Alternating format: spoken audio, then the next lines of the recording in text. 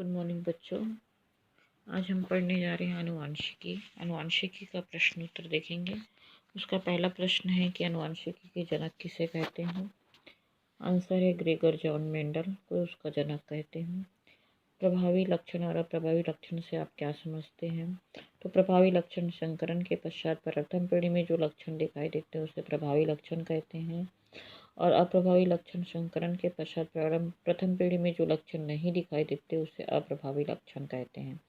इसे इकाई लक्षण भी कहते हैं। जब किसी बीज में बैंगनी और सफ़ेद गुण हो तो फूल का बैंगनी रंग होना, क्योंकि बैंगनी रंग सफ़ेद रंग पर प्रभावी होता है, सफ़ेद फूल आने के लिए जरूरी है कि गुण शुद्ध सफ़ेद हो। उसके बाद है अगला प्रश्न, पुरुषों और स्त्रियों में पाए जाने वाले गुणसूत्र को लिखिए। तो पुरुषों में लिंग गुणसूत्र XY तथा स्त्रियों में लिंग गुणसूत्र XX होता है। अगला प्रश्न, मेंडल के आनुवंशिकता के नियम को उदाहरण सहित समझाइए। तो पहला नियम है प्रभाविता का नियम। किसी जीव में प्रत्येक लक्षण दो कारकों द्वारा व्यक्त होता है। यदि ये कारक प्रकट होते हैं तो उसे प्रभावी तथा प्रकट नहीं होते तो उसे अप्रभावी कहते हैं।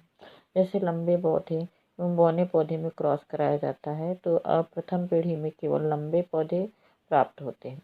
दूसरा प्रश्न है, उसी का दूसरा नियम है पृथक्करण का नियम।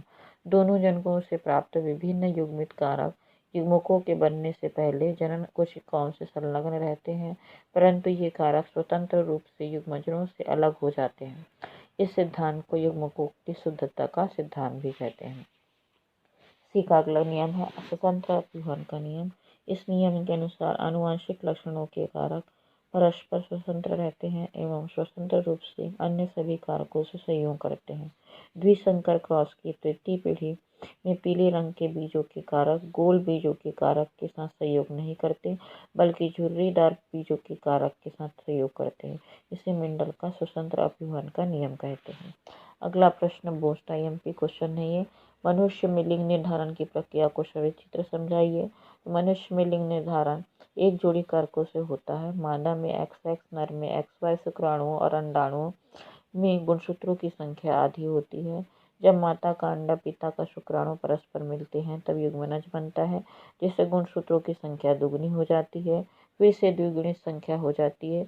इससे संतति बनती है जिसका लिंग पर निर्भर है कि उसमें दोनों X या एक X और एक Y हो। अलग अगर दोनों X है तो मादा बनती है और एक Y हो और एक X वाली युग्मज से नर बनता है। ये इसके चित्र है। ये चित्र आपकी बुक में दिया हुआ है, ठीक है। उसके बाद अगला प्रश्न है हमारा, आनुवंशिकी का अध्ययन हमें फसल उत्पादन को बढ़ाने के लिए कैसे मदद करता है। आनुवंशिकी के अध्ययन से हमें यह ज्ञात हुआ कि एक ही जाति के दो भिन्न भिन्न गुणों वाले पौधों में संकरण कराकर वांछित गुणों वाले बीज प्राप्त किए जाते हैं तथा इससे प्राप्त बीजों से फसल की उत्पादकता में वृद्धि की जा सकती है। इस प्रकार आनुवंशिकी का अध्ययन हमें फसल उत्पादन को बढ़ाने के लिए मदद करता है। अगला प्रश्न, लक्षणों का चुनाव कर से हम पौधों की नई किस्म कैसे प्राप्त करेंगे।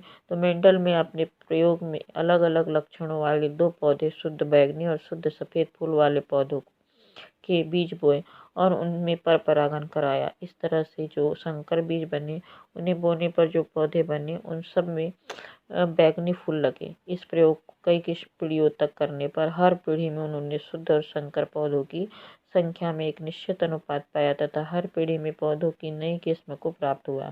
इस तरह मेंडल के उपरोक्त विधि का अनुसरण करके अलग अलग लक्षणों वाली दो पौधों का चुनाव कर उसमें संकरण कराकर हम भी पौधों की नई किस्म प्राप्त कर सकते हैं।